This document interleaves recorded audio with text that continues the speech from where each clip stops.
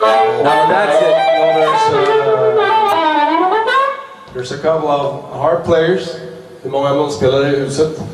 Got Brian och Kristoffer. Är det några fler som munspelare till? I think you can tell them maybe a bit about your approach to the harp and the way you think when you play it, and maybe a bit of history about the way you started to play it. Okay. One of the first guys I listened to was Paul Butterfield, and he was back in the late '60s or early '70s in America. He kind of brought his Paul Butterfield blues band with Mike Bloomfield and Elvin Bishop. They brought the blues to young white kids like me, and that introduced me to it. And I still like Paul, but from him I discovered Little Walter. I listen to Little Walter a lot. Still do. Still listen to Little Walter. And I like Taj Mahal a lot. Taj Mahal was, I like just the way he approached the blues and guitar and vocals, but his harmonica playing is, I think, really underrated. He's really good. And Charlie Musselwhite I listen to. George Harmonica Smith, I liked him. Carrie Bell Harrington. Just anyone I could listen to, even Charlie McCoy, I liked his style. I like to listen to anybody I could get my hands on, and pretty much I took all those and mashed them up and came up with my own thing, which is, I guess, what we all try to do. And but I'm basically a blues guy, you know.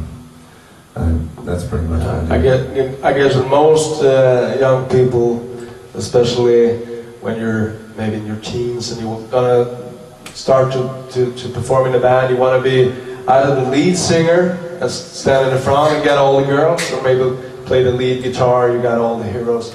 Was it, you never thought of being the front man or taking up guitar? No, I didn't really, at first I didn't care about it, and then I saw, you know, well, it's not bad to sing a song or two, because you will get a couple of girls maybe. But you know, you better start singing, because usually sometimes there's no one else to sing. Yeah.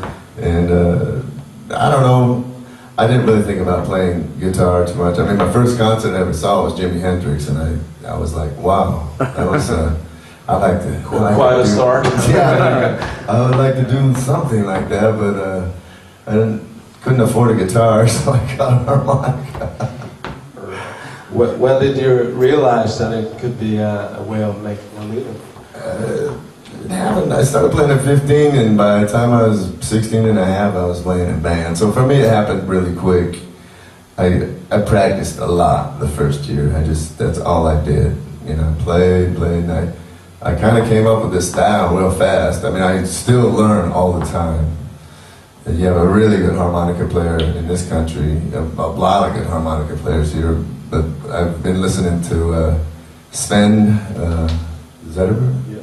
Sven, he's very good, you know, and I met, he was really nice. He was on the cruise, and he's like standing like right here on our show, like going like, I'm taking notes on me, and I'm like, oh no, I'll be taking notes on your record, you know. He's very good. So I was making a living, not making a living, well, I was making money, you know, by the time I was 17, you know. My parents would let me go and play in clubs, but they were not too happy with it. And then you started to play the saxophone? I got a saxophone when I was 18. A friend of mine didn't want to play it in school no more, and I had a few months left in school, so I asked him if I could borrow it. And again, I didn't get much chance to play in a real school band, so I had to learn how to. I played actually by numbers, you know, like I would know the chord, you know, like if Albert King was going off the G chord, he started the solo off, bending the 3 up to the 5. I would just learn things by numbers, you know, riffs, and then just kind of like transpose and translate it into every key that I could. And I learned how to read music eventually, but I kind of did it backwards by knowing chord progressions and and Like, riffs, basically. I mean, the scene when you were like, you know, breaking your chops in the early days, doing club gigs, right? I mean, Yeah. you were picking up. I mean, you were playing in bands like blues bands and shit like that, or Yeah. rock and blues Yeah. at the bars. Exactly. Yeah. I Were you started on- out playing blues. Did but you like, do tour trips like around California with that shit? Well, we toured up and down the West Coast, all Yeah. the way up to Canada, from like Sacramento areas, Northern California, around San Right. Francisco. We'd go up the coast to Seattle, then over to Spokane, then up to Calgary, Edmonton, and Oh, yeah. all the way over to, well, we did Saskatoon and Yeah. Saskatchewan, all these places Right, in the middle right. of nowhere. But I learned a lot. I think that's why with Rod, it was like, you know, You already paid dues. I was only 21, 22, Yeah. and leading the band. Right. So I learned a lot. And in Sacramento, I mean, like when you were doing gigs with those cats, like I mean, living in Sacramento, and I mean, there's probably a lot of bar gigs that you could pick up Yeah, on, it was right? really, it was really healthy scene. Yeah. We could make a good living actually back then. It's a little different here because, like in this town, there's very few places. For example, this is the 5th largest city in Sweden. There are very few places where you can get a gig in a club. You it's know, hard now. It's I a think hard in America the same way Could be. because Okay. we were like, you know, there would be clubs that were really cool and everything's cooking. Yeah. There were Holiday Inns. There was I know there was that. all kinds of places. But now these kind of places, they might have DJs a lot of times Right, okay. and no musicians. Right. You know, so we were fortunate to have those. And there was a thing. It was before disco. I'm dating myself, but disco hadn't come along. And we play like blues, and we play some Stones. We play the Meters. We do whatever we wanted.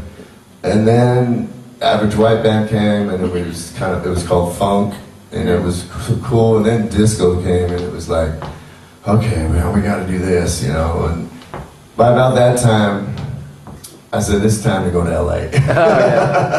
I had enough of disco, and but I made a lot of money playing all of that stuff, and I learned a lot. You learn about songs and song construction, and you know, you learn all the hits. You know? And it was good. It was good practice to learn all that stuff and learn a business. You know, there was no cell phones either. You know, I think how we did it all. Sometimes, you know, we'd be in the middle of nowhere and the car broke down. You know, how are we gonna get out of here? Yeah, well, this country has a huge support system, like for the study associations and stuff for music. Yeah, it's nice. It's great like that, but it is difficult from the side of like the American scene earlier, with the bars on every corner and everything. Lots of rock and roll gigs, you know.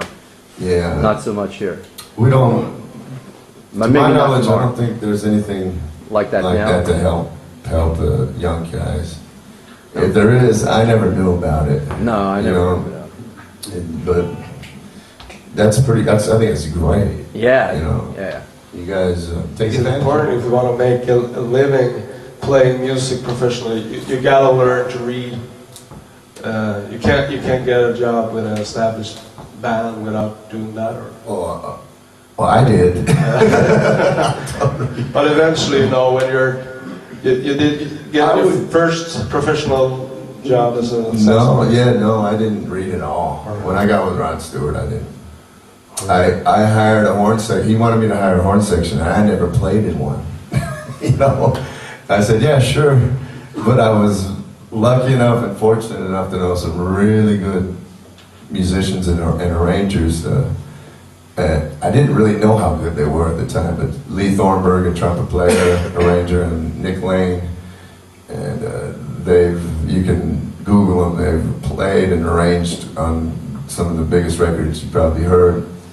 And I surrounded myself with really good guys, and they took me under their wing and said, okay, you gotta learn this and this and this. So I did, you know. But I don't think you have to, but I would recommend it, you know. Why not? As much as you can know is gonna help.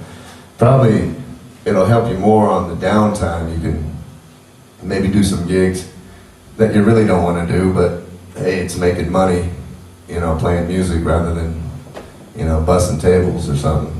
But I don't know if you really need to read music to get a gig. Must have been strange to one day end up in a band with the guys like Rod Stewart when you're coming from pretty much nowhere and all of a sudden you share the stage with this really big players and a big star like Rod? Yeah, it was a trip, you know, because I came from just playing small nightclubs. But when I moved to Los Angeles, and I was only there for like 6 months, and then Rod saw me playing in a small club and asked me up to his house to audition. And he was looking for a sax player, and he liked the sax all right, but then he heard me play harmonica, and then I got the job.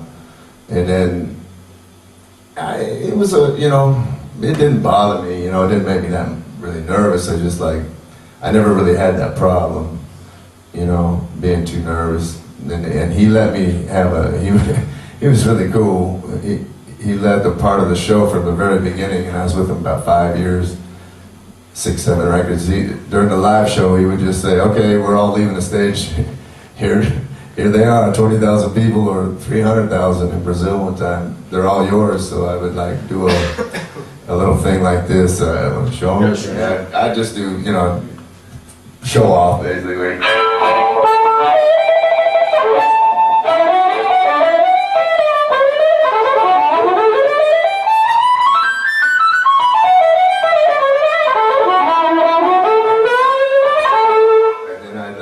That, and you know, so then I'd start this, and imagine in Brazil, 300,000 people, and they live for the samba, and they got rhythm down there, and I'd do this.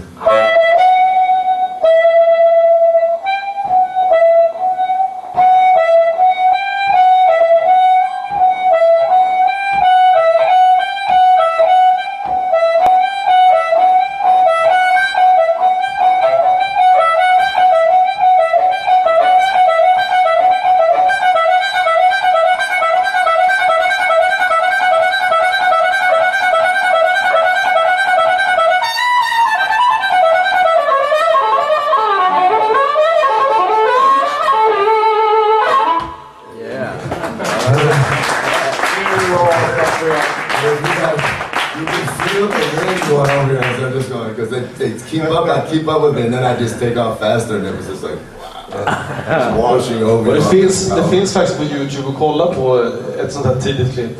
I just told him that there's a clip from a really early show together with Rod. Yeah, it was like that. Where you doing that kind of stuff. Yeah, that was at the Forum. Yeah, so I was really lucky to run into that gig, and then plus he just featured me, you know, so it's a cool thing. Then you start the tour live. Yeah, we went. I had never been too far east of California, and never been to New York City. But before that, I went to Hong Kong, Bangkok, all over Japan, all over the place. And then we went back to LA, and we worked on the first record. And they gave me a whole lot of money for not even playing one note. That was like, wow, Warner Brothers. I thought, oh man, I've arrived. I didn't realize at the time that was the end of an era. They weren't going to do that too much for the next records, but that was nice, you know. But and then I ended up getting a piece of the action of a live record that maybe you heard, called Absolutely Live, which was unheard of for Rod to ever give up a piece of anything to anybody. Oh. So I lucked out there. So I kind of got in at the right moment, you know, and it was a good run. We had fun.